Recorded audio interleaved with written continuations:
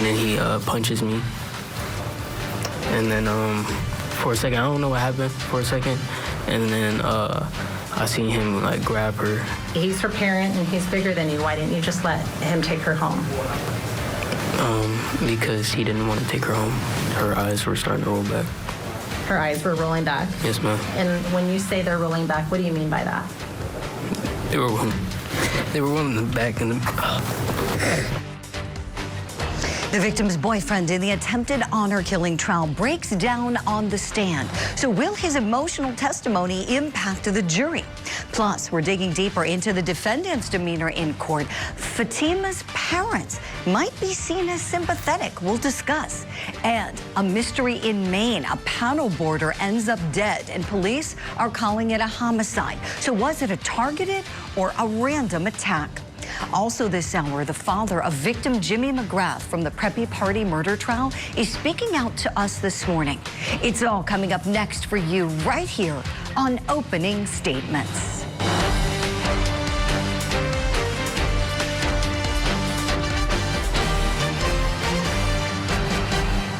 Good Thursday morning to you and welcome to Opening Statements. I'm Julie Grant. Are you ready for some coffee and some court? That's what I like to call this show. It's where we get warmed up together in the morning for the big day ahead on Court TV Live. And what a day we've got for you. And we got a tremendous show planned. So grab that cup of coffee. It's time for my opening statement.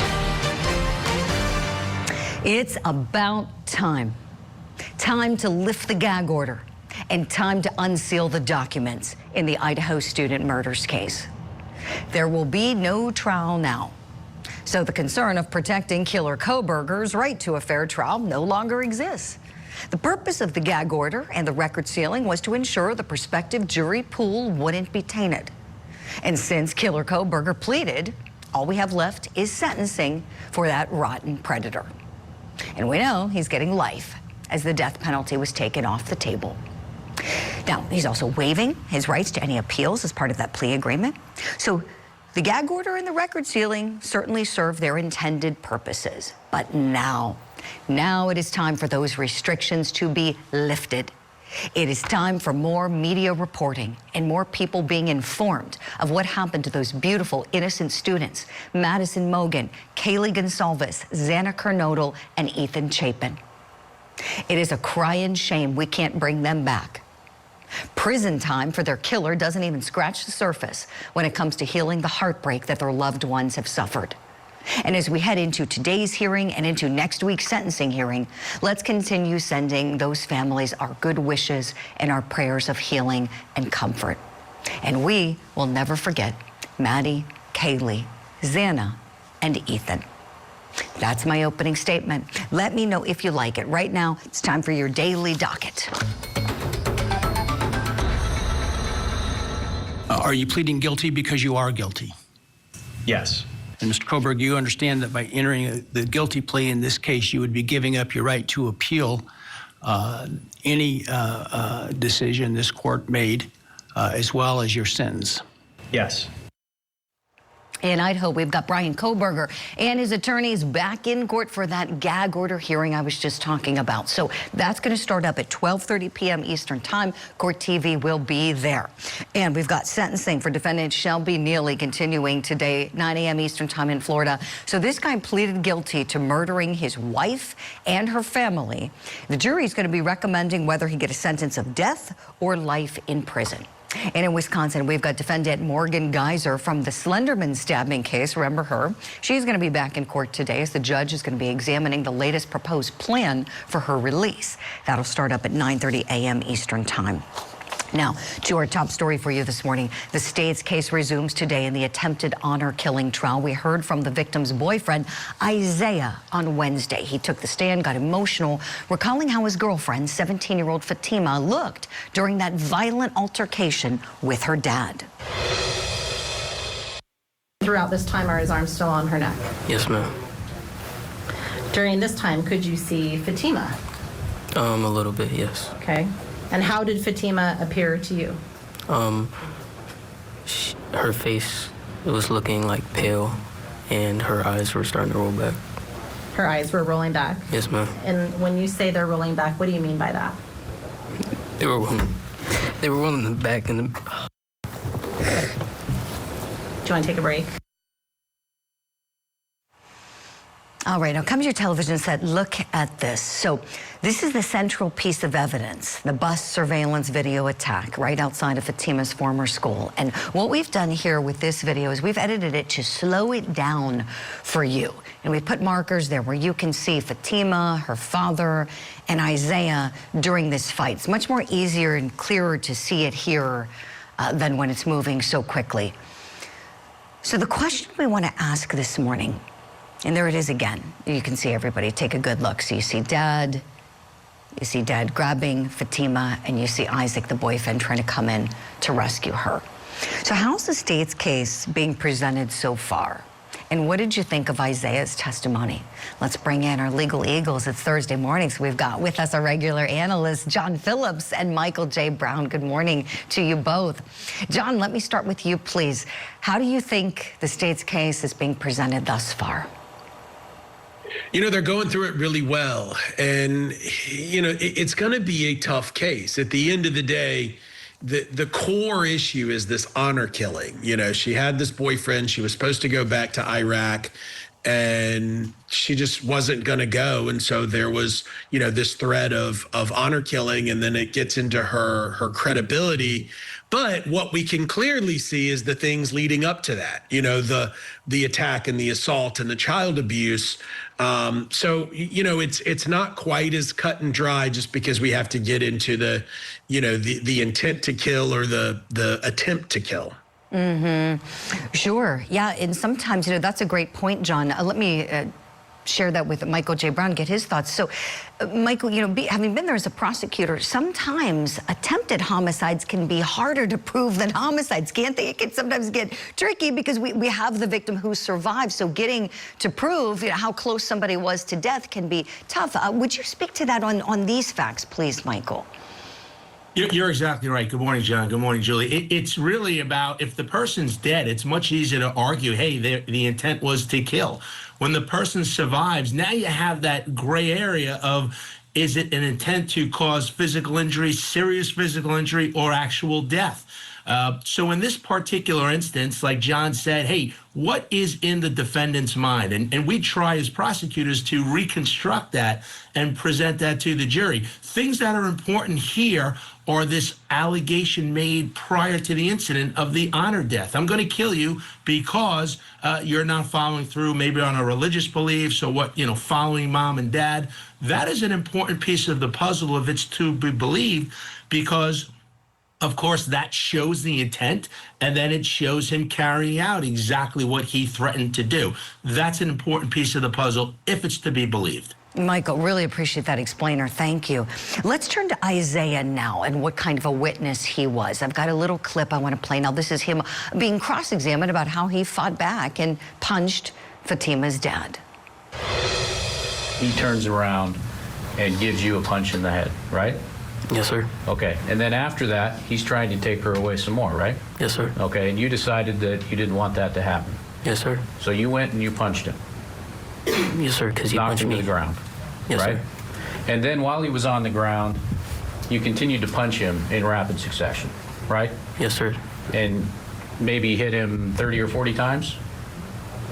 Yes, sir. Okay, and maybe kicked him in the head 3 or 4 times? Yes, sir. All right. Okay, who do I start? You both have a lot to say. I can tell by looking at your faces here. My gosh. You know what, Michael J. Brown, I'll start with you this time since I started with John last time. What'd you think there? Well, a couple of things, and John's probably thinking the same thing. I mean, there were no objections. This prosecutor is throwing everything he wants into the words of the witness, and the witness Oh, it was is agreeing cross. with him. I'm sorry. It was cross. Yeah. Oh, cross, was that cross? Cross. Okay. Yep. All right. Then I'm the stupid one. Okay, good. No, you're not. No, I'm sorry if that was unclear, Michael. That's all right. But in any event, I think he did great. And here's the thing, Julie. He's a impartial witness. He's giving his description of what happened, and he's talking about how the father, time and time again, is hitting him, kicking him, shoving him, striking him. And it really goes to, again, that intent to inflict this murder, because despite these people trying to protect the girl, he keeps driving and going to try to accomplish his goal. He's a really good witness. But again, they have to make that distinction between the intent to cause this injury, serious physical injury, and the death. Great point, Michael. Yeah, this young man, what a good witness. I feel like, thank God he was there. I mean, if I was the prosecutor, I feel like, thank God we have this kid there. I'm not mad that he punched Dad after what Dad was doing there. He was trying to help his girlfriend. John Phillips, what do you say? I'm a father first. And yesterday I took my 13-year-old to football conditioning and walked the track, and everything was good and safe. And reading this case this morning of this teenage girl and all she had to go through with, some level of education plan, and all of her friends and boyfriend having to come testify about her parents' attempted murder and whether her lips were purple, such that it constituted, more than just a temporary assault. Like it's heartbreaking to think about how, not even just the trial, but like putting her pieces back together will never be the same. It's just awful. You're so right, John. You're so right. Speaking of Fatima, let's take a listen to her own words on the stand, saying how she was in fear for her life. What are you thinking during this period of time? Heartbroken. Okay. By what? For what my dad did. Okay. Did you have any fear? Yes. About what? Of dying. Where inside the school? Straight to the office. Did you tell them anything when you got there? Yes. And what did you say when you walked in? He was trying to kill me. Okay, it was tough to hear there, but in the first clip she said fear of dying, and she started to choke up, and then she told the school staff when she went in to get to safety that she was being victimized by her father, trying to kill her, were her words. He was trying to kill me. Michael J. Brown, how did those words from this victim's mouth help shape the point you were illustrating earlier about getting to that intentionality you need with an attempted homicide? It's a big deal, Julie. And really, again, going back to my earlier comments, they should have objected because her belief of what was going on isn't really important and relevant, and it shouldn't be admitted. But nevertheless, oftentimes it is. And when she says, hey, my dad is trying to kill me, that is really, really powerful testimony and words, because when you have a child saying, hey, what he just did to me, I really believe he was trying to kill me, that goes a long way, especially when you're making that appeal to 12 people in a jury box. Big deal. Yeah, no, you're right, Michael, because it goes to the ultimate issue. So that's a really good point. I know I was surprised myself because let's go through this like a law school problem. So it's hearsay. And like you just pointed out, Michael, maybe it comes in over the objection as an excited utterance or something.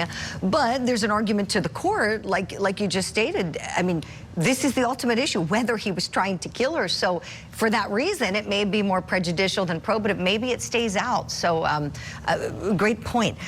John Phillips, let me ask you about something else that was excluded, because this is still bothering me. And you touched on this earlier when we started the conversation about how this is all about the arranged marriage to an older man in Iraq, and Fatima didn't want to go through with that, did not want to be in an arranged marriage. She loves her boyfriend, Isiah, wanted to be with him.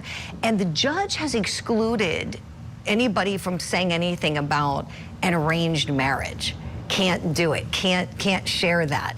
And I'm curious what you think about that. Do you think that should be the ruling here? Do you think it chips away too much at the state's ability to explain what was behind Dad acting like a maniac that day by the school bus?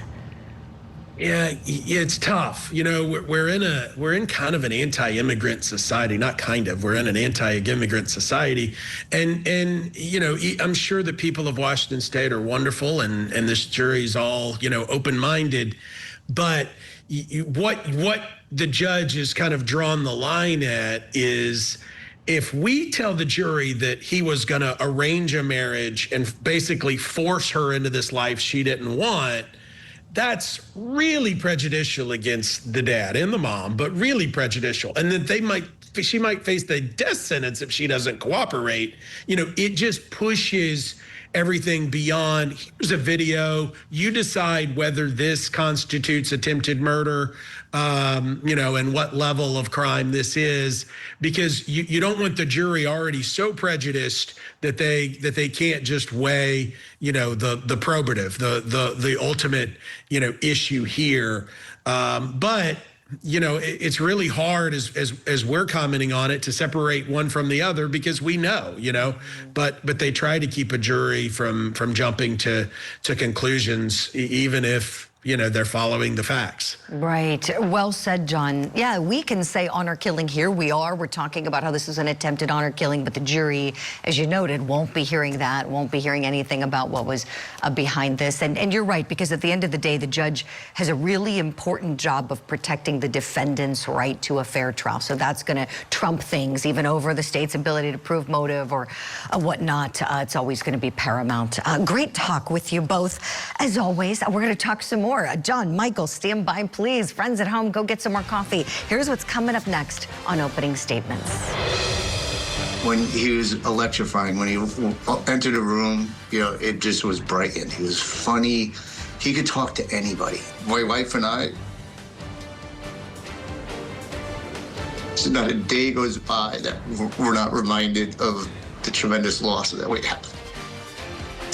Jimmy McGrath's dad, Kevin, is speaking out this morning as we're shining a spotlight on his superstar son from the Preppy Party murder case.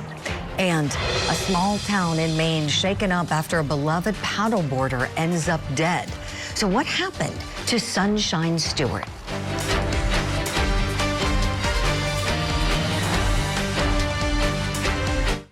Brian Kohberger accepted a plea offer. A shocking turn of events. How do you plead, guilty or not guilty? Guilty. Convicted killer Brian Kohberger will learn his fate for murdering 4 Idaho college students. He is the boogeyman. And come face to face with the families of his victims. I pray that we have justice. The sentencing of Brian Kohberger. Live coverage begins Wednesday morning, only on Court TV.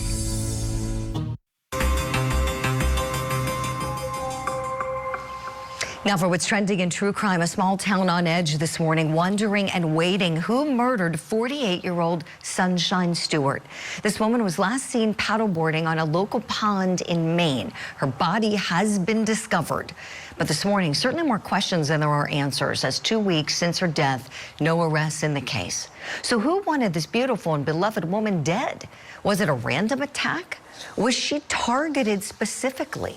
Let's bring in our power panel and talk about it. Let's bring in our legal eagles still with us, John Phillips, Michael J. Brown, and welcome in private investigator. He's with Black Ops Private Investigations. He's a former Army intelligence officer and served with the NYPD as well, Manuel Gomez. Manuel, I want to start with you. You've been reading up on this case, doing some research on it. How do the facts sound to you this morning? Well, the fact that they're holding back the death report and brought in major crimes unit tells me that this was an unusual murder. And Julie, that there's a possible link between the 13 bodies found along New England. It is my professional opinion that this woman might have been killed by a serial killer. And this is why they're holding back those facts, okay? And this is going to be a nightmare for investigators because of the area being so transient. It can damage the crime scene, and the water and the humidity in that area is definitely going to make it difficult. But because they brought in crime scene unit, there's no doubt in my mind that this could be a possible link to the bodies that have been finding on the New England coast. Wow. Manuel, I have chills because that's a case our viewers at home know we've been following, watching, reporting developments, really scary stuff. Thank you for that. Michael J. Brown, let me go to you next. Your initial impressions when you heard about this case, please. Julie, it's hard to say. You have no idea why this young lady was killed. And it could be a completely random act of violence, as you indicated, but I'm sure that the investigators are going to start exploring the relationships she may have had, both intimate relationships, maybe business relationships, anybody who had a beef with her that would potentially have a cause to commit this type of act. So they'll start exploring that, and I'm sure it will be a widespread net.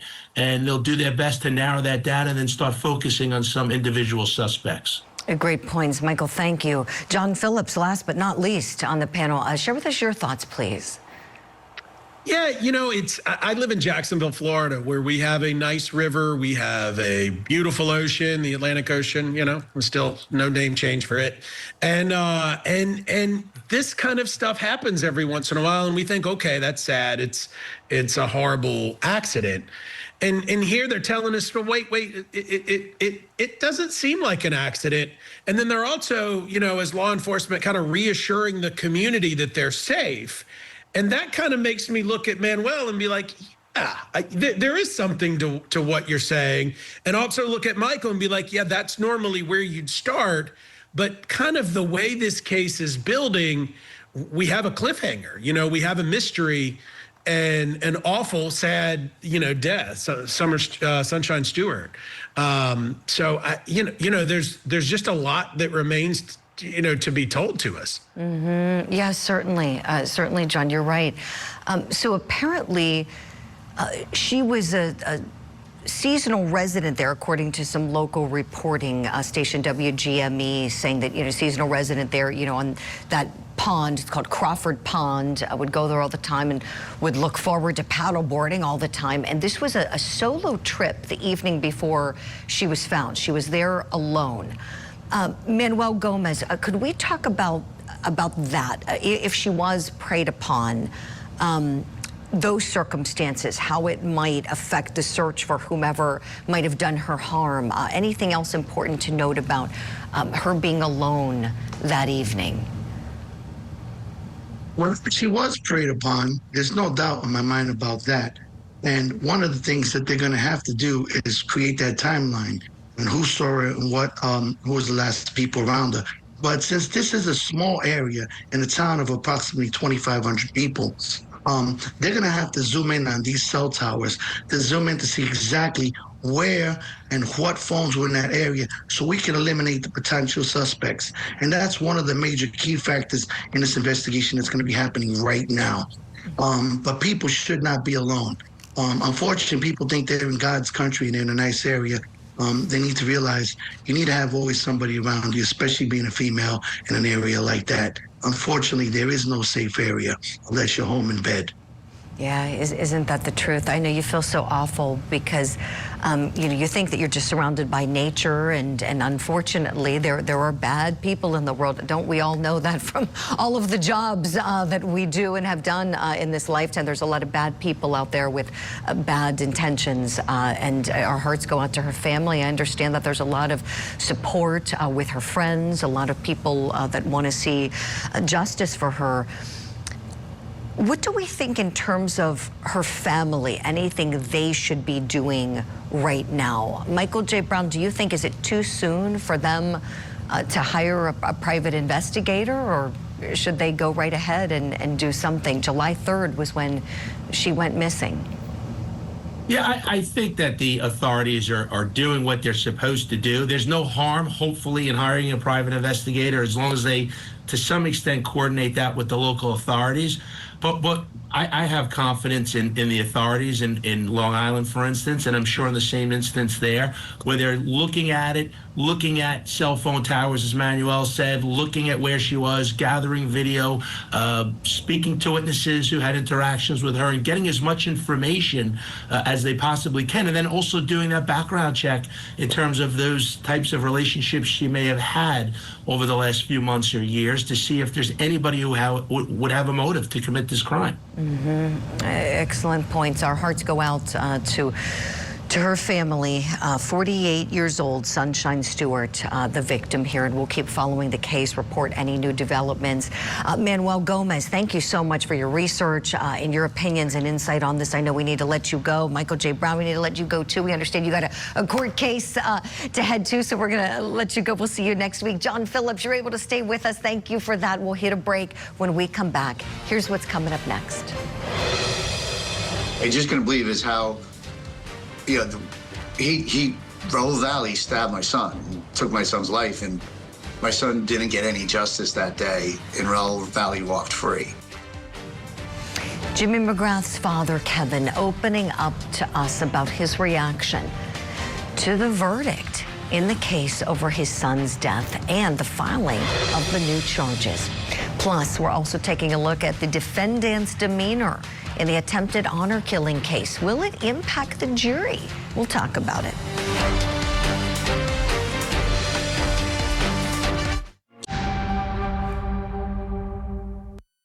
Will the defendant, Raul Valle, please rise and face the jury?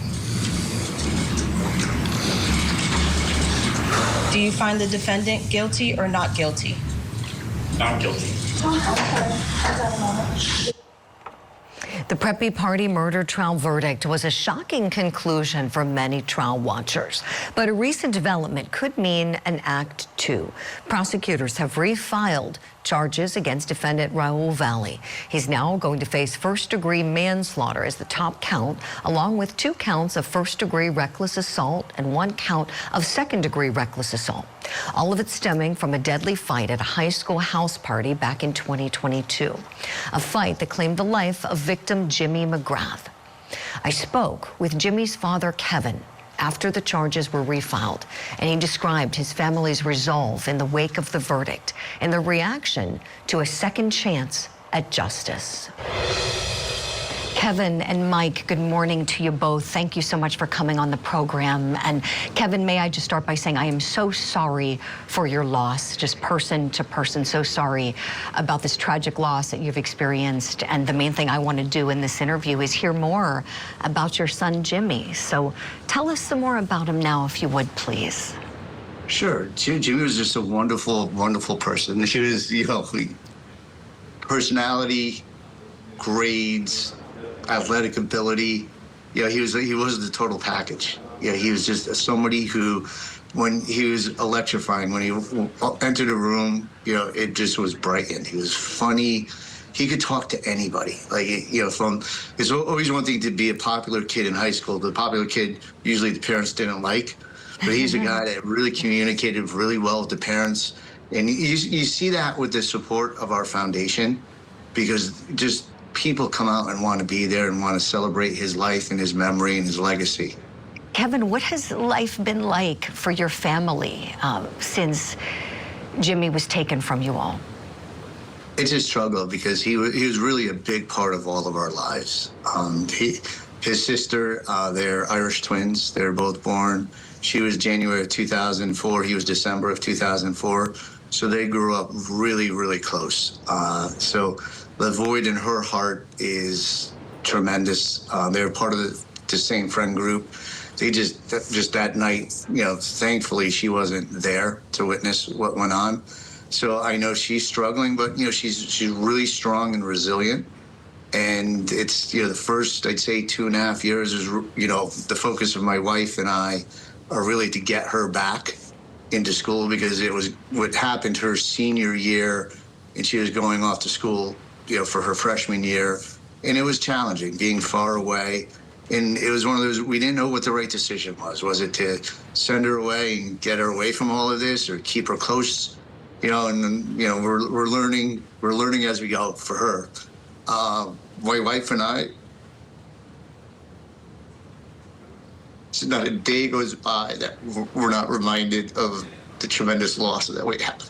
I'm sure it is, Kevin. It's something that no parent should ever have to go through, no sister should ever have to go through with her baby brother. I am so sorry for this immeasurable loss that your family has suffered. And you mentioned a foundation for anybody unfamiliar. Tell us what you mean by that, something established in Jimmy's memory? Sure, yes, it was right off the bat. I probably did it too quick, but there was a need for it. What I didn't realize is, I knew Jimmy was very popular in school, had a lot of friends, but what we didn't realize is how much he was helping his friends with their struggles. So we started with a concert in January, right after his birthday. We have a golf tournament every year in June. We raise a couple $100,000, and what we're trying to do is we're trying to bring it back to the community for people, the kids that are really dealing with these mental health issues. The other thing is we're looking at it as what could our foundation, if it was set up 5 years ago done to help the 3 teens that were responsible for Jimmy's death, like these at-risk teens. So we're donating to causes like Wakeman's Boys and Girls Club, the Bridgeport Youth Lacrosse. So any program that could help the mental health of young people that are especially at risk. Wow. The other thing, we also, to thank our members of law enforcement, we donate to Tunnels to Towers. That takes care of veterans and first responders and police officers that have lost their lives in the line of duty. So I think giving back to the community just on different aspects, it helps us move forward. Oh, I'm sure it does. You know, that's got to feel so good and be somewhat of a bright light in this dark time, Kevin, to know that your son helped so many people and left a legacy of helping people. And now you're continuing on that legacy through the great work of the foundation in his memory. Every good wish with that as you move forward. Let's turn, if we can, please, to the big news of this week, the refiling of charges against Raul Valle. What was your reaction when you heard about the refile? I think that was the strategy right from the time we heard the verdict, that this was not over. That, you know, the mistrial, I mean, 2020 hindsight, I kind of wish the whole thing was mistrialed, but it wasn't. So, you know, there's still things. I mean, what caught me, what shocked me is everyone saw what transpired through court TV. Everyone was there and watched the same case as we saw, and I just couldn't believe is how, you know, Raul Valle stabbed my son and took my son's life, and my son didn't get any justice that day, and Raul Valle walked free. So I don't think that sit well with anyone. You know, specifically the prosecutors, because I think they did a great job. I know there's a lot of information, and we're just shocked that, you know, that he was able to walk free that day. So I know Mark Durso and Tatiana Messina are, you know, working diligently to, you know, get justice for my son. Kevin, let me ask you this, please. Was Jimmy friends with Raul Valle? No. Jimmy didn't, they weren't enemies, they just didn't know each other. Mm-hmm. And that's kind of the puzzling thing, that it's very interesting, because you heard all the list of names of the kids that were there, and Raul Valle's parents, Mary Beth and Mike Traficante, and Matt Lockovitz's parents, Mike and Jessica. I saw them when I was walking my dog that morning. We were friends. We had actually stopped, probably had a good 5-minute chat. Mary Beth, Mackenzie's mother, is a teacher at my daughter's school, and she was raving how much she loves Rosie. So it's kind of like that was Nick. So he may have known of Raul Valle, because, you know, from what I understood, nobody really approved of Mackenzie dating Raul. So I think, but there's, you know, they didn't know each other. Like, there was no grudge. You know, so that's what's so shocking, that Jimmy wasn't involved in the fight, which is obvious through the hearing, but there's no reason that Raul would go after him. But that's what's so troubling to us. I think the prosecution did a good job. I mean, it's one that there's so much information, and, you know, could there have been stressed some points that you stress less than the other? I mean, yeah, you could always, you know, everyone could pick this apart, but I think they did a good job. And again, at the end, what he said is, you know, they couldn't prove intent, but he wasn't acquitted on the lesser charges, and we're going to retry the lesser charges and, you know, get another opportunity for justice. What a lovely man Kevin McGrath is. He and his family has been through such awful heartbreak. Our hearts go out to them as they continue healing and moving forward. And he and his attorney, who you saw seated there next to him, Mike Rosnick, also told me that they plan to move forward with several different civil lawsuits in the case. Mike Rosnick telling me they intend to hold several people responsible that night that sadly Jimmy McGrath died. And you can see the whole extended interview on courttv.com. We put it all up there for you. Just go to the website whenever you like. Meantime, we've got to hit a break here on opening statements. Coming up next. Why were you trying to get away from your mom and your sister? Because I was afraid. Would you have been able to get away from either of your parents without help from Isiah or others that were present on scene? I could not get help if I was alone. So will the defendant's demeanor tip the scales in the attempted honor killing case? We'll talk about it when we come back.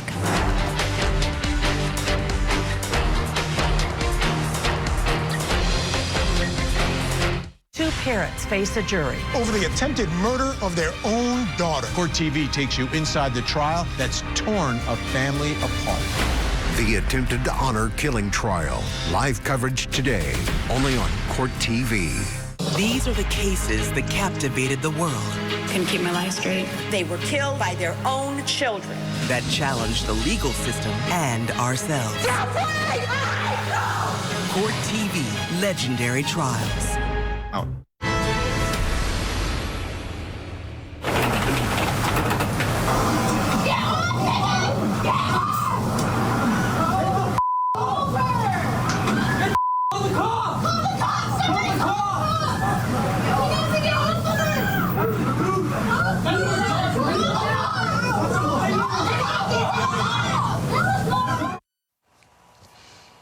The attack at the center of the attempted honor killing trial is what you were just seeing there. And today we're going to see more testimony coming before the jury. On Wednesday, eyewitnesses talked about the chaotic scene. But it was really the defendant's courtroom demeanor that got a lot of people talking, how they were reacting as the testimony was coming in. And then after he punched Isiah in the face, what did he do after that? I'm not exactly sure, but I looked and they had fell to the ground and he had Ali in a chokehold and she was trying to get away from him, but she was like losing consciousness. Did you see how her mom was grabbing her? She was grabbing at her by like her shoulders, kind of everywhere, just trying to get like a grip on her so that she could get her out of my arms. Okay. But it was just like overly aggressive. It wasn't helping the situation at all. Okay, so I want to note something. They are using a translator in real time. That's why they have the headsets on. So when something is stated, then a translator repeats it back immediately to them. But still very stoic. A lot of people talking about how we're not seeing any emotion from either one of them. So are they going to be seen as sympathetic defendants? Let's talk about this. Let's bring back in Attorney John Phillips and welcome in Attorney C.K. Hoffler. She's going to be with us for our next hour of Court TV Live as well. Good morning to you both. C.K., let me start with you, please. Your thoughts as you have been watching these parents, these defendants, and them looking expressionless before the jury. I think, they're probably told to be stoic, but also there's a cultural dynamic, Julie, that I think we have to remember. And there's a translator, so there's a lot of delay. But I think the cultural dynamic also, and what they've been told to do by their lawyers, I think prevail in this case. So what we're seeing, there's a delay, there's a cultural element, there's a translator, and it makes for just a very, very different presentation at court. Mm-hmm. Sure. There very well is a language barrier going on here, the court ensuring they're understanding everything. So fair enough. They also didn't really react when their daughter was up there. A lot of people were watching for that. Here's a moment of Fatima describing when her dad was holding her down in that chokehold. What are you thinking during this period of time? Heartbroken. Okay. By what? For what my dad did. Okay. Did you have any fear? Yes. About what? I'm dying. Okay. Are you saying anything? No. John Phillips, your reaction to the parents' demeanor, please. I just got a wave of emotion there. It's hard to watch, you know, and as a father of 3 boys who just you do everything to keep them safe. All of our children, you know, you literally will give up anything, and there's just such a cultural divide here that you know, as an American, as a dad, as a lawyer, you just went too far. And it's just sad because you want to see that dad, you know, show some emotion, but also he's on trial for his freedom. And so, you know, as the litigator, as the consultant, as the person advising him, you know, you don't want, you want stoic, you know, maybe a little bit more emotion, but you know, it's just the facts here are just awful. Mm-hmm. Yeah, they are, John. I've got another clip here. This is Isiah, Fatima's boyfriend. He was a witness on the stand on Wednesday, if anybody missed it. This is him describing the altercation. Here we go. He grabbed her shoulder. Her shoulder? Yes. Okay. And what did you do when you saw him grab her shoulder? I tried to push them away from each other. Okay. And what did that look like? I tried to like push her away. Push her away? Yeah. And how did you do that? I tried to grab his arm and grab her like shoulder so I could like try to separate them. He kind of like spun her around in a way because she didn't want to go with him, and he like grabbed her and put her in a headlock. Okay, CK, back to you.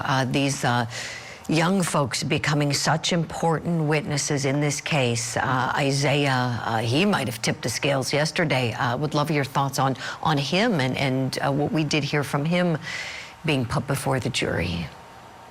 I think he's probably a very compelling witness. You know, he tried to separate them. He, of course, for the defendant. But I have to say, my heart is beating quickly just in listening to the testimony. And I imagine that the jury is very moved by his testimony. And I think his testimony may be a game changer against the defendant. Mm-hmm. Right, CK. I'm in agreement. Rescuing his girlfriend, you know, and thank goodness all those bystanders jumped in to rescue as well. You know, I thank goodness he was there. John Phillips, we touched on this a bit earlier in the segment, but would love your thoughts. I can't imagine what would have happened to that poor child had nobody been around. If this was an isolated area and no one else was there, I certainly wouldn't count on mom to step in to do anything. And so your thoughts on how this could have been very different had it not occurred at the school? July 17th is known as Good Trouble Day, right? John Lewis's old quote about getting into good trouble, getting into necessary trouble. And that's what that young man did. And in his testimony, continuing to tell the truth, to fight for somebody that he cared about. And it is necessary. And whether you're coming to somebody's aid or testifying for them or just being a little more kind, you know, it's what we need to see more of, is us standing for each other. And, you know, I'll get off my soapbox here shortly, but, you know, it's just, my heart goes out to this family. It goes out to this young man. You know, he's doing, you know, he's doing Fatima honor. Mm-hmm. John, preach. We are here for it. Thank you so much for that perfect note to end the show on. I know we need to let you get off to court. John Phillips, we'll look forward to seeing you next Thursday. Thank you for everything this morning. CK Hoffler's coming with us to Court TV Live. We hope you do the same at home. If you like this episode of Opening Statements, watch it again, share it, tell your friends about it. We pop up the episodes every day on our website for you at courttv.com.